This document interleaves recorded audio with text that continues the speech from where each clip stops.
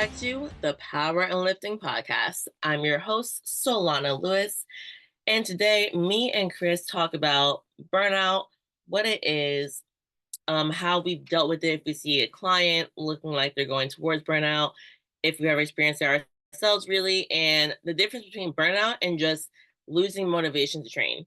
So it's a good episode. We give a lot of good examples of the difference between both. And if it's not your first time here, then that means you must have liked us enough to come back. So we would really appreciate it if you left us a 5-star rating and review on whatever app you're listening on. It helps us to get the podcast out to more people. We appreciate both of you guys. And let's go ahead and dive into today's episode.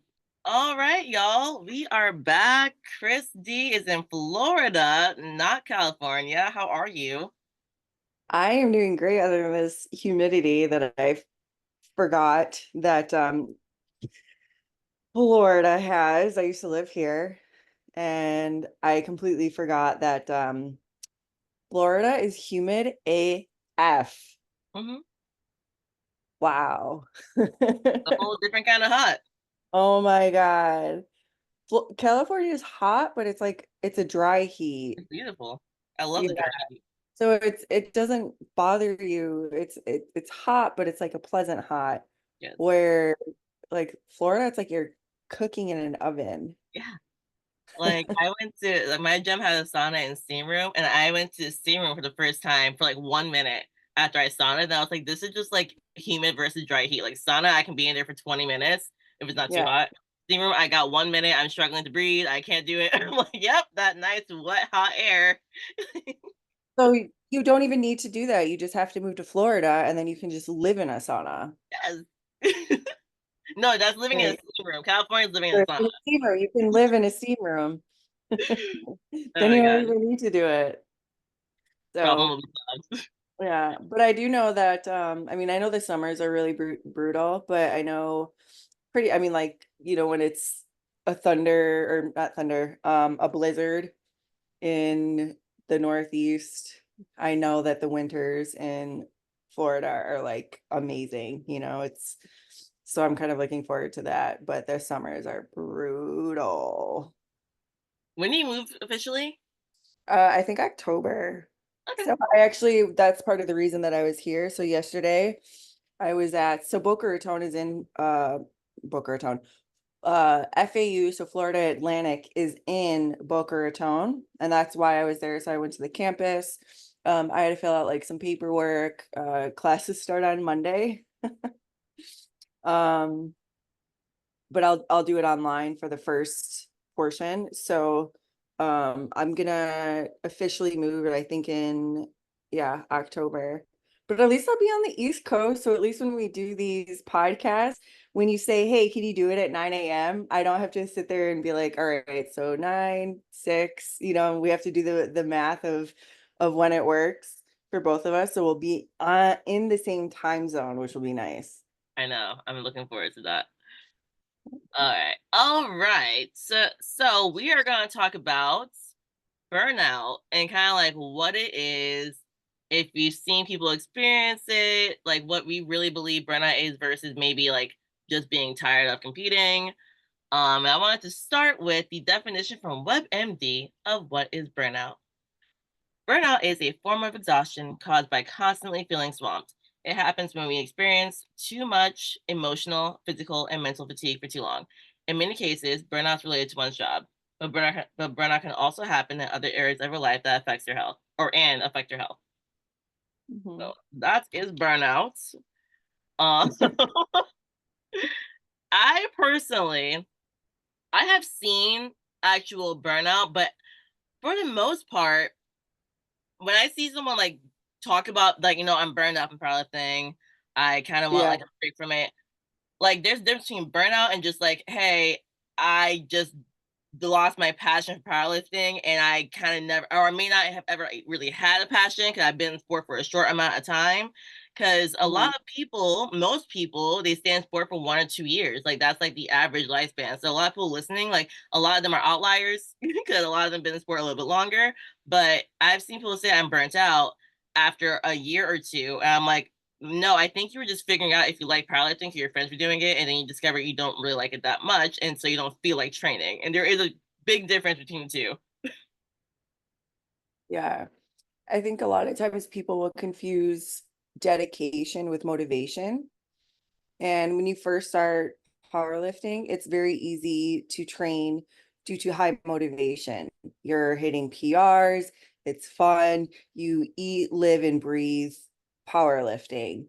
And it's fun for a while, but that's not always necessarily sustainable. And training is not always going to go well. And it's very easy to train and to be motivated when training is going really well, right? But at some point, we start to slow down. Maybe, you're starting to get those aches and pains where, I mean, at some point, our PRs are, we're not hitting PRs in the gym every week, possibly fail a lift. Those are the times when it can become stressful. Um, and those are when we can kind of are at a higher risk of burnout. And I think that's when people can kind of become confused with this, like a lack of motivation, with feeling like they're burned out. And there's plenty of times, and I'm sure you can attest to this, where you just don't feel like going to the gym. You're like, you just don't feel like training, right? Like I think that's every athlete who's ever existed. You don't go to the gym every single day with a super high motivation to train. And so there's that difference between being a dedicated athlete versus a motivated athlete. And some people can confuse the two. Um, and so, yeah, so there's a difference. And so these are the kind of things, is like, what can you do when your training is not going well? You're not hitting these PRs, you're getting these aches and pains.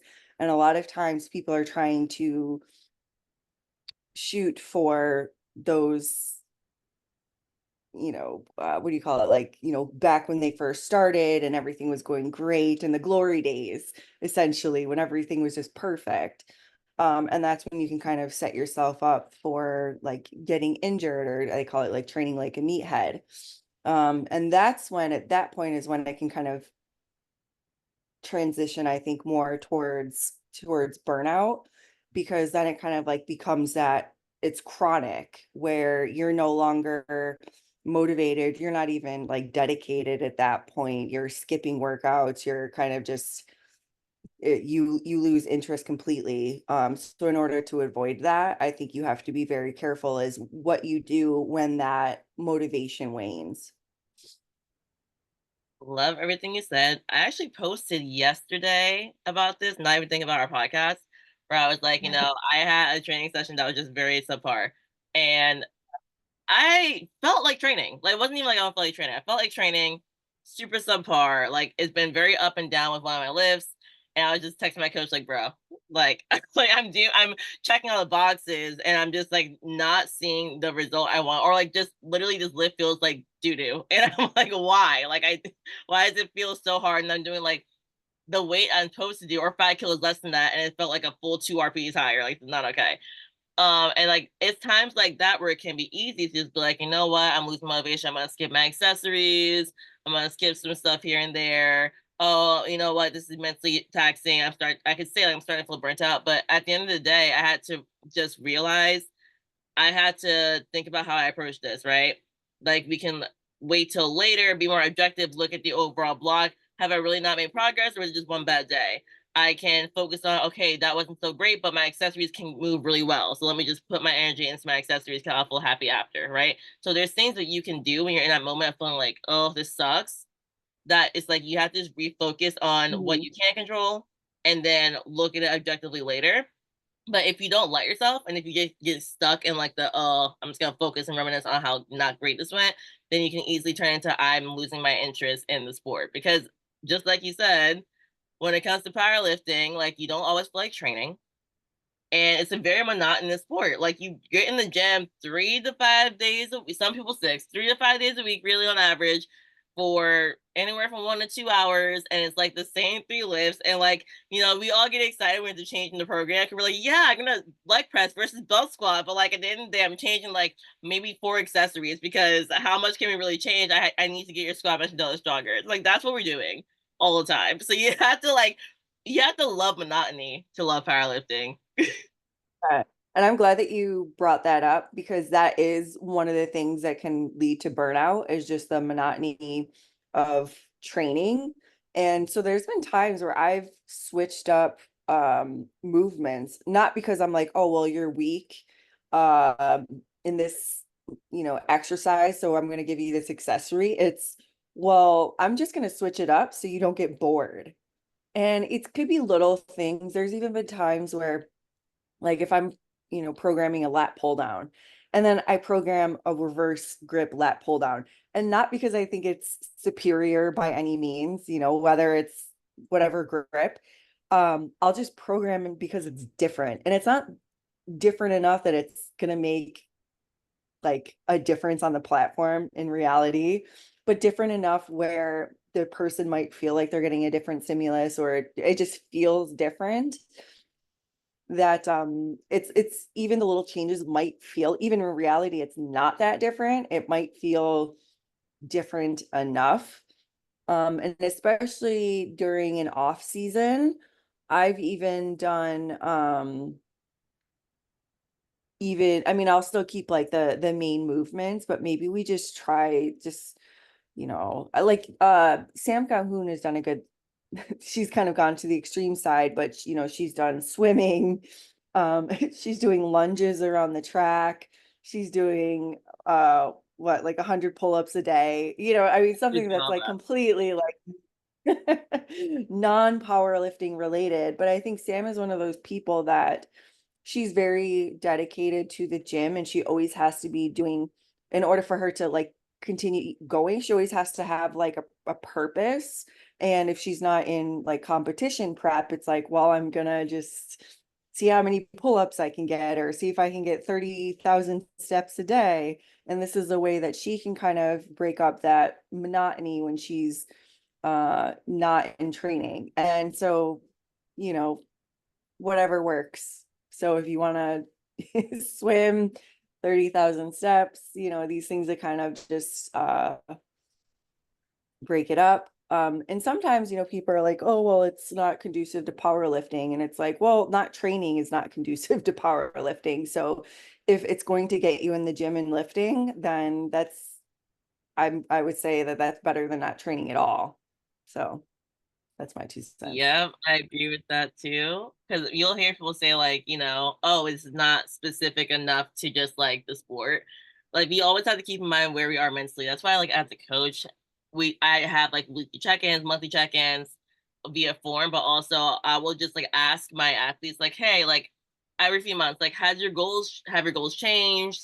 Especially if I see like a lot, like missing some workouts, or like they're just telling me stuff like, "Oh, today was mediocre. Oh, my personal life, blah blah." I'm like, "Hey, like, what's your goal right now?" Because from what's going on, what I'm seeing, I don't think your goal can be what it was, which is like, I need to put 10 kilos in my deadlift by this month, and I want to like win this meet. I'm like, it looks like you kind of want to take a step back from that much of intensity, but not from the sport itself. So, what can we do? Do you want to do less training days?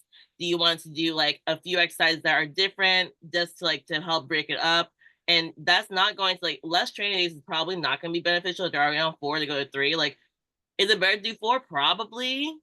Probably. They've been in sport for a couple years already, right? But like, it's way better than like I'm skipping days and weeks of training. So like at that point, it is conducive to your training. So yeah, you have to think about what's going on in the person's life and just adjust that. It can't just be like the program's gonna get them to be the best, strongest powerlifter at all times. Because not everyone wants to sacrifice 24/7. Like we all sacrifice for the sport, no matter what. Like even right now, like I'm 3 weeks out and my friends are like going out this weekend to get food, and I'm like, I'm not gonna go because I'm gonna be really sad that I can't eat the food y'all eating. I don't feel like being around people who I where I have to literally bring my own snacks. You know what I mean? I'm like, I don't feel like it. Like I'm going to be so bothered that I can't enjoy this food. I'm just gonna stay home. Like we all have to do some sort of sacrifice, like get through powerlifting. So it's like if you're not up for the amount you were at one point, to avoid burnout, to avoid getting just tired of the sport, you might have to change it. Exactly. Yeah. Um, I think you hit it, when you said, like 4 days a week to drop to 3 days. Like that's probably not ideal for most people, but having programmed 4 days a week and then skipping a day is not ideal either. So if I'm working with someone and I notice that I'm like, all right, let's just drop to three and we'll combine the main movements into 3 days just so you're completing the week. Let's do that and get you completing the weeks. And then we can consider adding in a fourth day again. And maybe, for optimal training, it's not ideal, but it's going to be optimal for this person. And these, I think, are things that we have to think as a coach. And I've always been a proponent of you can create the best program in the world, right? Like just it's on paper, this is a great looking program. But if your client or your athlete can't follow that program, then it's not going to be a good program for that person. Mm-hmm. And these are things that you have to think about as a coach.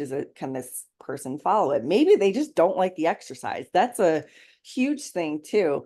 I have clients that they're just like, I don't know, I hate doing Bulgarian split squats. I hate them. And I do hate, and I'm using myself as an example, as I hate them. And I'll have them in my program, but it's so hard for me to really push myself to like really get a good benefit from them. So I'm like, well, I might as well, if I'm really not going to benefit from them the way that I should, let's just do something else, because I'm not going to push myself the way that I should be in order to maximize the what I could be getting out of this exercise. And that's another thing is, if someone really hates an exercise and they're going to half-ass it, all right, well, let's find something else that you actually like doing. Oh my god! So my clients are gonna laugh because when I give Bulgarian split squat, they're always like, "No," and I do swap it out eventually. I do. I will keep it though for a few blocks though, but they're gonna laugh because I did Bulgarian split squats I got probably your back, ladies. Don't worry. probably like 6 blocks in a row, and then the day came where I was just like, "Listen," I was like, "I don't load these appropriately because I hate them so much, and I do it after a very taxing session, it's like at the end." And I was Yeah. like, I'm telling you, I'm not getting much out of it because I'm exhausted, and this is a lot for me mentally to even get through the movement. By the time I'm so tired, I'm like, put me on machine because and also I'm like, my right leg, like I hinge the left side of the squatty. You know what I mean? Like the right side, like I think my pelvis is just in a position where like I cannot for the life of me push my knee forward really. Well, not one side. So I'm like, I feel different muscles on each. Like this is stupid at this point.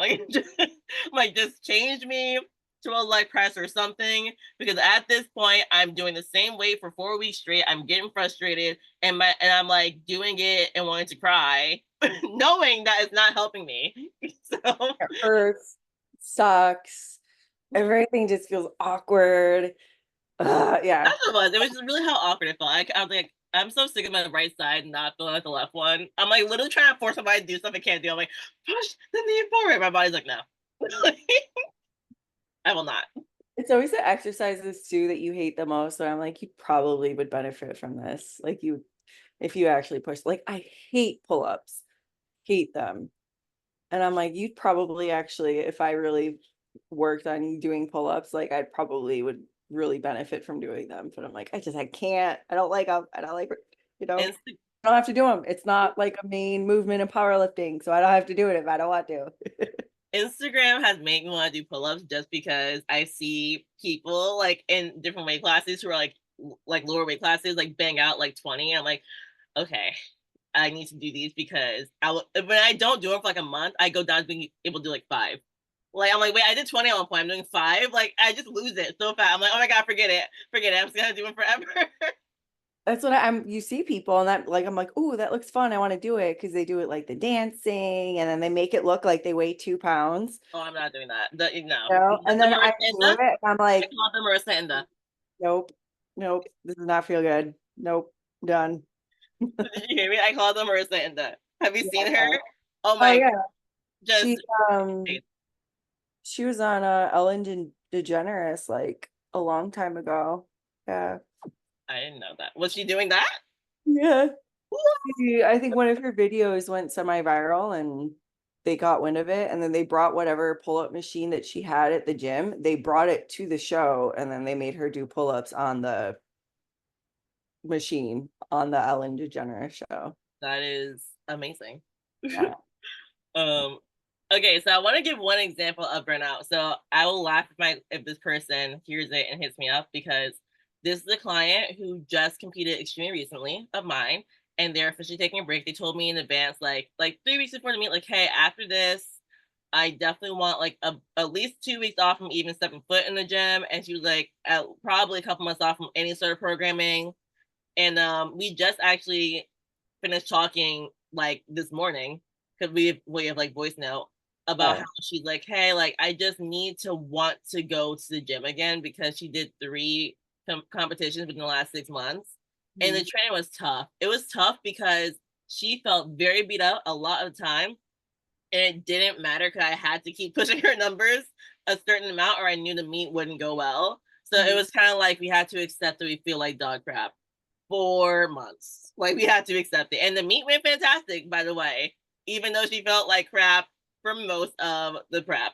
And so I can honestly say I believe she is burned out. Like she is like, I don't want to work out, period, right now, like in this moment. When I go back to the gym, I want to move in different planes of motion. Like I don't want to just squat, bench, and deadlift. Like my brain is like, please don't have me look at a barbell. And I'm like, that's the more so when it's like, okay, like you really have dedicated so much time and effort, and you really had no choice because like this meet was a big meet. All well, she got 2 out of 3 meets were big, and the one that wasn't a big meet, she like PR'd super well, anyways. So it was Yeah. like to matter. It was all three. Like it was 3 meets where we went all out, really. And she's like, my everything in me wants to just not train. So that's what I mean by that's more so actual burnout. She's also like a decade into the sport. You know what I mean? Mhm. Like that's different from like I can say I've had other athletes who are like, for example, like more collegiate and they were becoming very inconsistent very quickly with training. And they're like, hey, I think I'm burnt out. And I'm like, definitely take a break, do your thing. But deep down, I know I'm like, I think your friends were competing and you wanted to do it with your friends, which is totally fine. And you were discovering if you liked it while you have the course load of being a student. And now you're discovering, hey, I don't really enjoy it that much. Like, you're a year in and you're saying you're burned out. I'm like, I'm fine with you taking that break, but I think you just didn't like it enough to want to keep doing it. That's why you're so inconsistent for a majority of your training. Even going into the collegiate meet that was big, you were still pretty inconsistent. So like one is like, I'm not motivated and I don't like this sport. One is like, I truly need a break or else I'm going to throw up my mouth if I look at a barbell again. Oh my gosh. That's kind of partly why I wanted to do this meet and then ideally like a couple next year because it's like I don't know with school because I told you that I'm like transferring out, right, and starting out a new PhD program and I'm just going to take classes, but I'm like I know I better get in as much powerlifting, like to do as many meets as I can because I feel like once I get into like the research and the writing that I'm just gonna live at the library for a couple months. So you're You'll just pass not by the gonna gym. see me for a while. You'll wave at the gym. You'll what? You'll wave at the gym. Yeah. You'll pass by it. Hello. Actually, maybe I'll probably have to pull like a COVID and get a gym like comp rack and stuff and just put it inside my apartment and then I never have to leave.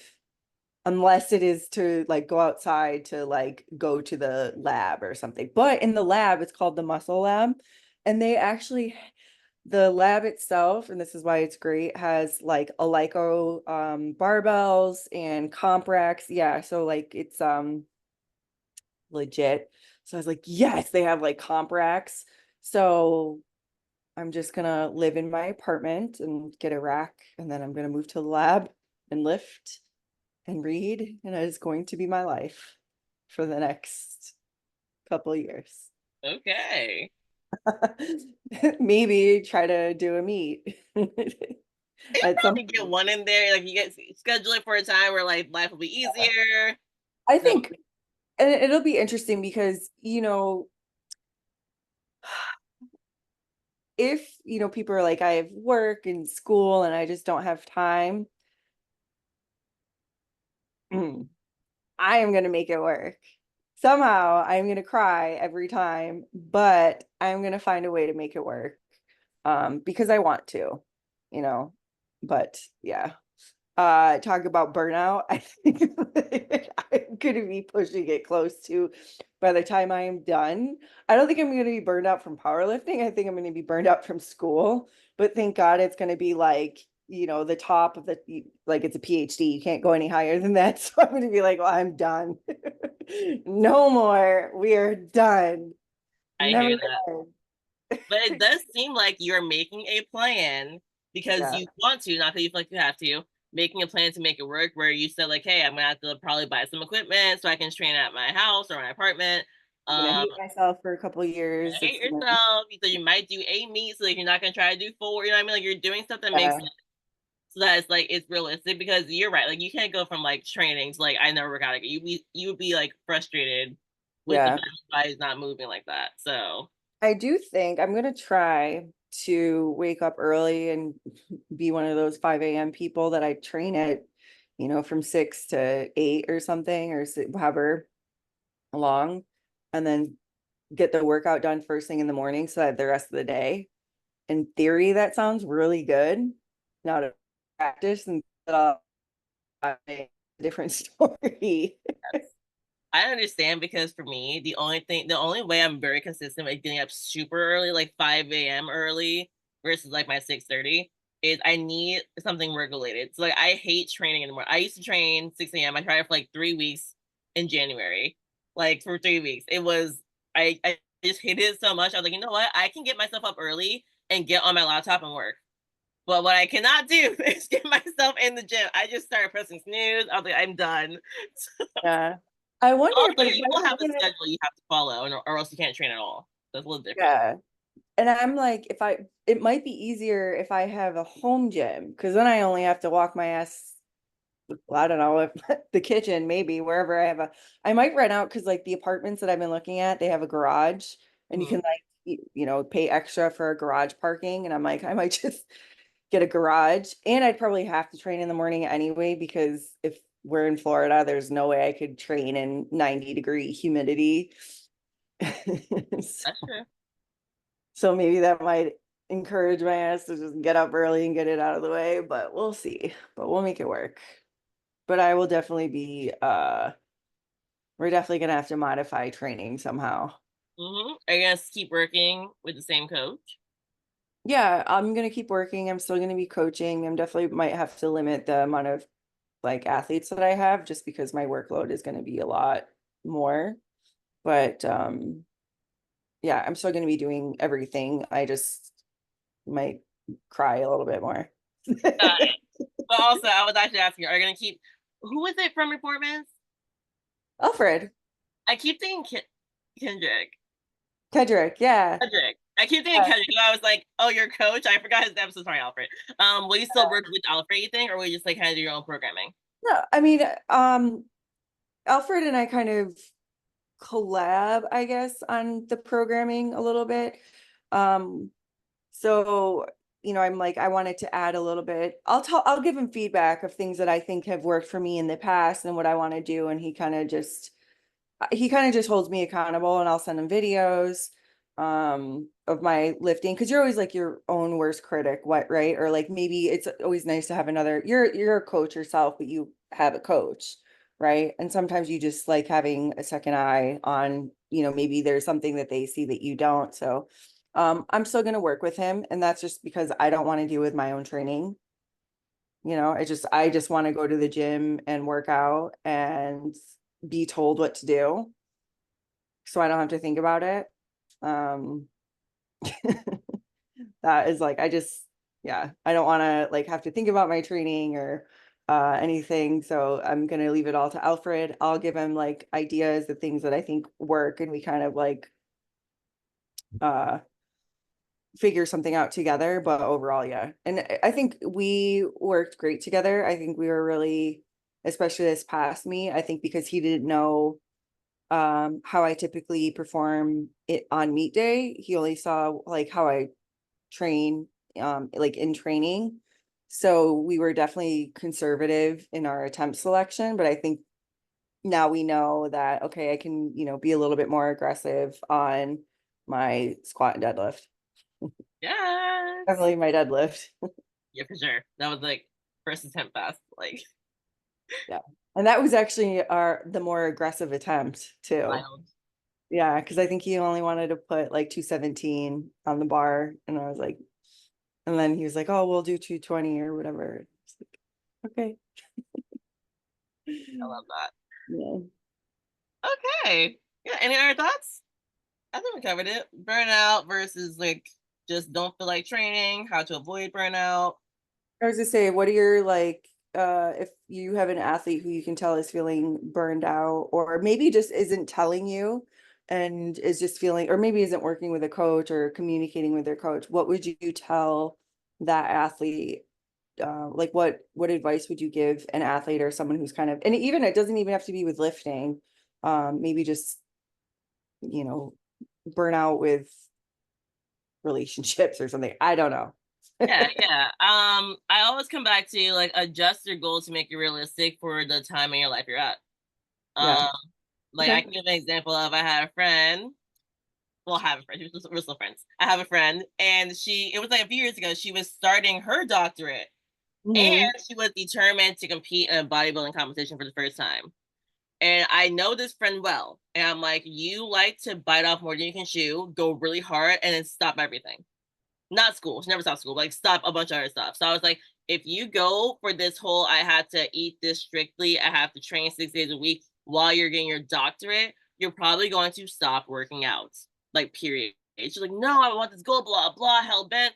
And I was like, are you sure this is the time of your life to do that? Like, she wasn't adjusting to like her life situation, and she stopped working out. Like she just stopped after a couple months, got frustrated, and she put on weight that she wasn't happy with, and she like didn't work out for like 3 months, like stopped even eating healthy, like eating whatever fast food. And I was like, you can't be extreme and try to keep up what you were doing when your life circumstances change. So it's as simple as, okay, your life is changing. Kristen, you going to school. Don't expect to compete 3 times this year, and don't expect to do 5 training days that are 2 hours each. Like you have to adjust it down and just change your goal, but make it realistic and still do what you love. So that's really it. And then reassess if it's not working well. If a month goes by, you're like, yo, I'm feeling front like this is too much still, adjust it again. Yep. That's it. I like that. Nice. Yeah. This Cool. friend got back though. She's now competing in weightlifting. She's doing great now. Oh, that's awesome. Yeah. But it was a rough time. Ooh, she was like, it was bad. Oh, I bet. All into like mental health down. I was like, oh my God, see, I told you not to That's do one of the things too that I like. I actually before, like, I mean, we've talked in the past about like some mental health struggles that I've had in the past. And I mean, I would say like in this moment, I feel good. I know my mental health is gonna go down. it. It was hard.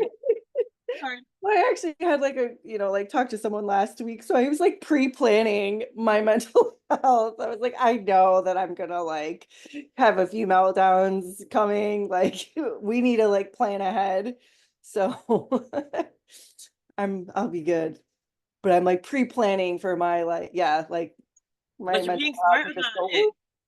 And also, if it happens, like if you have a bad day or you're stressed out and crying, it's okay.